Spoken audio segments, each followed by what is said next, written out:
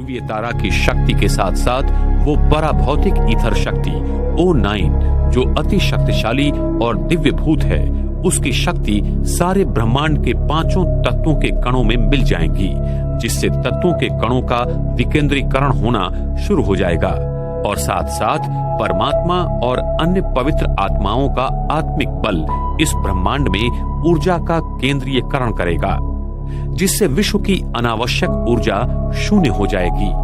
और थर्मोडायनेमिक सिद्धांत के दूसरे नियमानुसार विश्व में ऊर्जा का केंद्रीयकरण बाहरी शक्ति से होगा, जिससे ये सारा ब्रह्मांड ईथर शक्ति के द्वारा पुनः रीसेट हो जाएगा। ये अति शक्तिशाली ईथर O9 ईश्वर का अपना पारसमणि है, जो अति सूक्ष्म दैव भूमि के संरचना के द्वारा सारे तत्वों को शुद्ध रूप में लाता है। प्रकृति का हर भौतिक कण अपनी पूर्ण ऊर्जा स्वरूप में आ जाएगा। प्रकृति के इस तमो प्रधान से सतो प्रधान अवस्था के परिवर्तन को हम विनाश के रूप में देखेंगे, लेकिन वास्तव में ये विनाश नहीं है, ये स्वर्णिम सृष्टि की संरचना का उदय है। मनुष्य आत्माओं की पवित्रता इस ब्रह्मांड की ग्रेविटी को नियंत्रित करती है। ये सत्य सारी दुनिया को मानना पड़ेगा। वर्तमान समय में ब्रह्मांड का ध्रुवीय तारा, जिसमें ईथर शक्ति O9 भरी हुई है, वो एक स्ट्रिंग की तरह इस धरती की ओर आ रहा है और उसके साथ साथ परमात्मा की सर्वोच्च पराशक्ति भी आ रही है, जिसके कारण सारा विश्व एक वैश्विक मोड़ लेगा और इस सृष्टि चक्र में पुनः नए स्वर्णिम युग का शुभारंभ होगा।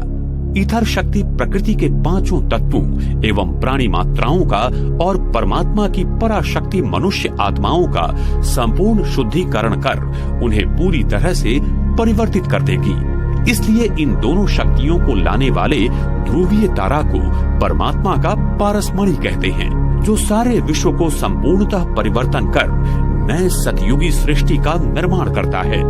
ध्रुवीय तारा धरती के नजदीक आकर फिर अपने पूर्व स्थान पर चला जाएगा, जिसे इसी समय सारा संसार प्लैनेट एक्स एवं निब्रू के रूप में चर्चा कर रहा है। वो भी पृथ्वी के नजदीक से आकर चला जाएगा। ध्रुवीय तारा के अपने स्थान पर जाने के बाद सारे ब्रह्मांड का विस्तारीकरण रुक जाएगा और साथ साथ केंद्रीय गुरुत्वीय बल शून्य हो जाएगा और ब्रह्मांड फिर अपने पहले के स्थान में आ जाएगा। सारी आकाश गंगाएं, तारे, सूर्य, चंद्र आदि पृथ्वी पर सतयुग में जैसे घूमते थे वैसे ही घूमना शुरू कर देंगे।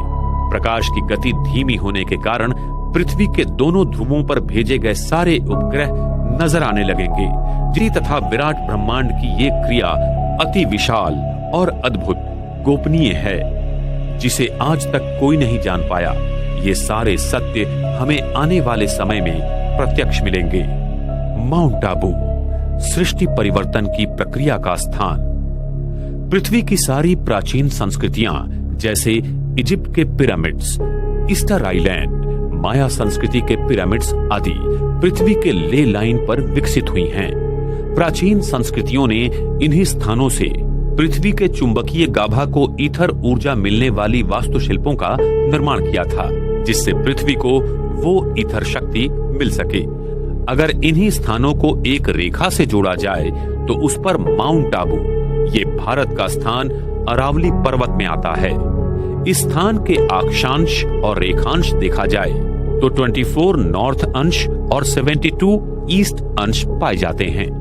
ध्रुवीय तारा का पृथ्वी के साथ का 23.5 अंशों का झुकना और आकाश तत्व पृथ्वी के साथ 72 अंशों में उठना इसी माउंट आबू स्थान पर मिल जाता है, जो पृथ्वी का अभी केंद्र बिंदु है। तो विश्व परिवर्तन की प्रक्रिया यहीं से शुरू होती है। जिस प्राचीन राजयोग को सीखने की चाहत सारा संसार करता है, उसी राजयोग को सिखाने के लिए स्वयं सर्वोच्च परमात्मा शिव इस माउंट आबू की धरा पर आकर सारे विश्व का परिवर्तन कर रहे हैं।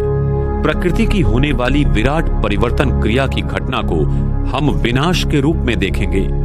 उस समय धरती का गुरुत्वीय केंद्र आबू पर्वत के नीचे होगा, जहां पारा भारी मात्रा में है, और यही गुरुत्वीय केंद्र उस परम धाम के शुभ विवर के गुरुत्वीय केंद्र से सरल रेखा में जुड़ जाएगा और विश्व की समस्त आत्माओं को परमात्मा धर्मराज के रूप में फिर से शुद्ध बनाकर वापस घर ले जाएगा। परम धाम के शुभ विवर का द्वार हर 5000 वर्ष के बाद खुलता है। ये एक रिवर्स क्लिकिंग मैकेनिज्म है जो अति अद्भुत है। जिस समय शुभ विवर का द्वार खुल जाएगा तब सारी आत्माएं आबू पर्वत के केंद्रीय गुरुत्वीय स्थान से परम धाम की ओर वापसी की यात्रा करेंगी। इस भारत भूमि पर फिर से सतयुग शुरू होगा और श्री कृष्ण श्री राधे की आत्माओं का जन्म होगा। सृष्टि की फिर से हूबहू पुनरावृत्ति होने लगेगी। ये सृष्टि हर 5000 वर्ष के बाद हूबहू घूमती रहती है। ये एक अद्भुत और अति गृह रहस्य सिर्फ परमात्मा हमें बता सकते हैं। इस भारत भूमि पर स्वयं परमात्मा का दिव्य अवतरण पिछले 78 साल से हो रहा है, जो कि एक बहुत अद्भुत और दिव्य घटना है। लेकिन वर्तमान समय में मानव अपने इंद्रियों और सुख साधनों में इतना खो गया है कि वो इस सत्य को बार बार ठुकरा देता है। अंत में वो आत्माएं जिन्होंने परमात्मा को पहचाना और उसके कहने पर अपना जीवन व्यतीत किया, उसे आने वाले स्वर्णिम सृष्टि में परमात्मा देवी देवताओं के स्वरूप में ईश्वरीय जीवन बहाल करेगा। वर्तमान समय में स्वयं सभी आत्माओं के पिता परमात्मा मनुष्य आत्माओं को आने वाली नई सृष्टि का उपहार देने आया हुआ है।